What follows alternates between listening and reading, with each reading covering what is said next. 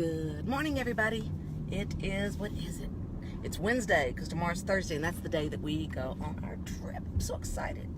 I just have Beans in the car with me this morning instead of Frank. I thought we needed just a morning together, just me and the Beans, a girl morning, because this means I'm not going to be with the Beanie for 2 weeks. I'm going to miss my Beanie girl. So she's such a sweet love. And I'm going to miss Frankie, too. Daddy's especially going to miss Frankie, but Beanie's my girl. So I woke up at 5 this morning. I looked crazy because I woke up at 5, did a little research, had some things on my mind, and then I fell back asleep. And then I looked at the clock. I'm like, what? I gotta get to the meeting. It's time to go. So that's why I'm looking a little crazy. And anybody else's car look as crazy as mine? Look, I got ugly Christmas sweaters in the back. I got all kind of craziness going on in my car. I don't know if y'all are always this way or if it's just me. Anyway, I want to talk a little bit about the generations because it was driving me crazy. I guess the reason I thought of it is I was working some with my daughter Celie yesterday, who was helping me with the 360 camera and making videos on those. You know, she's pretty good at tech things. And, you know, people love to just kind of throw people into a lump there. People love to throw, some of my friends are beating the back of my car, realtor friends. They love to just throw people into a class and lump them, you know.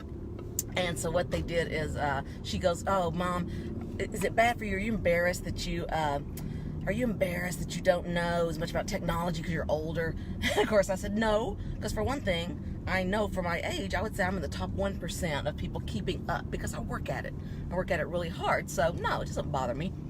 And I told her, I said, it doesn't mean a younger person's any smarter or brighter. I said, your brains have just been wired differently from your experiences. And one of the interesting things I remember reading a few years ago was actually that they said people, youngsters with video games, they said one of the upsides, because everyone gets down on video games, you know, but they said what it's taught the young people to do, good or bad, is they solve problems differently. People in my generation, can you relate? We all like to go and like get a manual and, you know, read through it. And like, where's at least the quick start guide? Maybe I'm from the generation that won't read the manual, but I want a quick start guide. Kids don't want any of that. They just want to undo it and start messing with it, right? So they look really smart because they start figuring it out. But one of the points they made was great. They said, think about how a video game works. You get in there, you run into a wall, your character dies. It blows up. You just back up, you go, you try another way. You start to memorize the pattern of what works and what doesn't work. So they said this is how they treat life. They jump in, they try, they fail, they back up, they go a different way. I think that's fascinating because I'd never really thought about that positive there. Whereas we want to sit down and go, okay, what is the first step? Where should I begin? Not just intuitively, where do I think I should begin? So anyway, we're having the conversation, and I said, yeah, you know, it drives me crazy though, because people will always say, oh, millennials can fix it. Millennials can do this. Millennials are lazy, but millennials can fix everything on a computer. And I'm like, you know, a lot of them can, but there are still very unique gifts with each individual person. And Celie says, she goes, well, you realize I'm not technically a millennial. And I was like, really? And she goes, yeah, I'm too young to be a millennial, which of course gets my wheels turning, and I want to go look up and see what the breakdowns are for all the generations. So here's what they are, and you guys let me know which one you're in, if you want to, if you dare.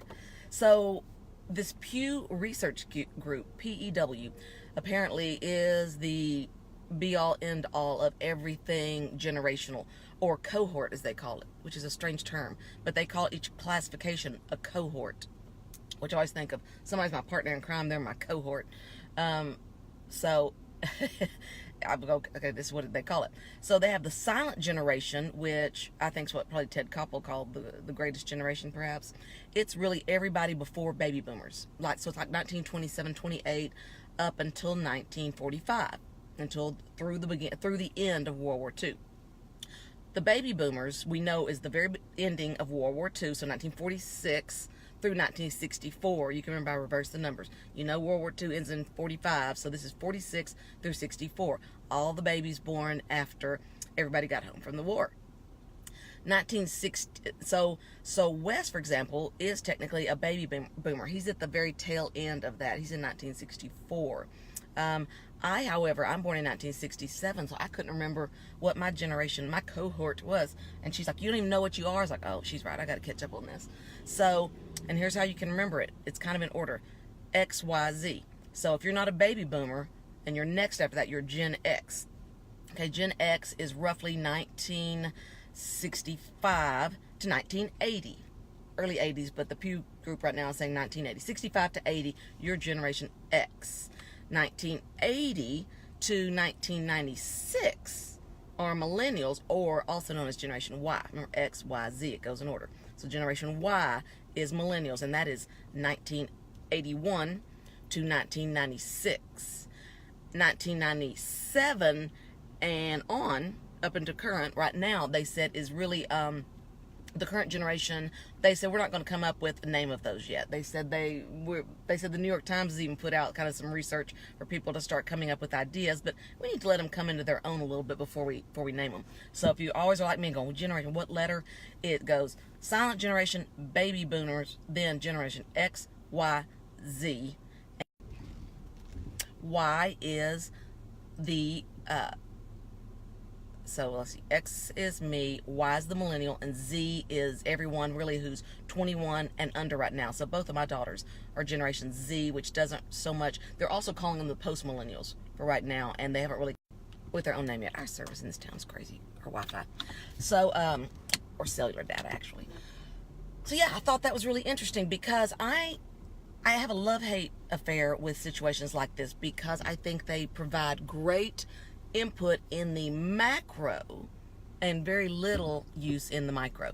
And by that I mean the reason that they use these definitions is fascinating to me. It's because of what was happening during your lifetime. So it's like, why would they make some of these arbitrary breaks? Okay, so here's one example. They said people that are the baby boomers grew up on TV with the advent and the explosion of television. People in my generation, Gen X, we grew up with the advent of computers. Millennials, Generation Y, grew up with the internet. Okay, so that's really the expansion there. So they said, you know, what you grew up on just sets the framework for your whole frame of reference, basically, right? They said people who now are in this Generation Z or post-millennial generation really never grew up with any kind of age on them at all where they didn't use the internet. Okay, maybe they didn't have a cell phone with them all the time, but by the time they were 8 or 9 they did, which is crazy, right? So their world is going to be completely different than the true millennials. They said millennials, that stops in 1996 at the latest because two things that I thought were really interesting. Number one, 9/11. So they said they saw our country be vulnerable. They saw us go into war with Desert Storm. They saw the financial crisis of 2008 financial meltdown. And so it said they started their careers, the older ones, in a much more difficult time. So it said a lot of the millennials have gotten a slower start, which didn't help that they came into the post-2008, remember the Great Recession that we had at that time. And so that's made their experience very different. So Zennial generation, Becca, that's interesting. I haven't heard that one yet, but you know, and that may end up being what they call them because they said they just haven't settled on what my girl's age is going to be called.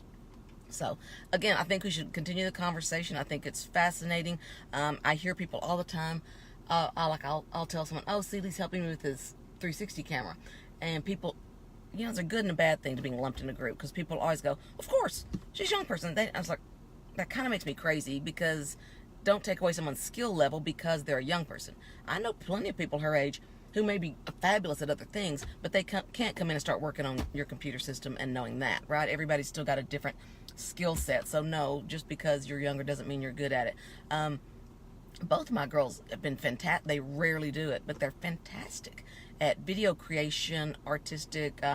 I know I've shown y'all, I should post a link to it again, the video my daughter Savannah made in a couple hours of our trip to Concan, not Cancun, I wish, Concan, down the river. It was incredible. And so many people are like, "Oh yeah, she's young." I'm like, yes, and give me everyone in her class and have them make a video in 2 hours, and it's not going to be this.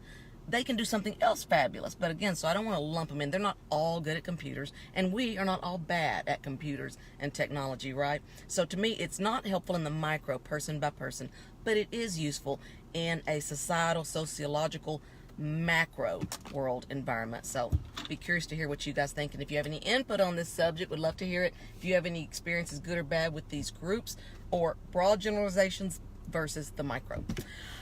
This is the last drive for 2018 because we're leaving in the morning for our trip, but I am hoping to have great connectivity over there and to catch up with you guys and share some of our vacation, take you guys along with us. So if for any reason that doesn't happen and we don't have Wi-Fi over there, Merry Christmas and look forward to 2019 with y'all. See you later.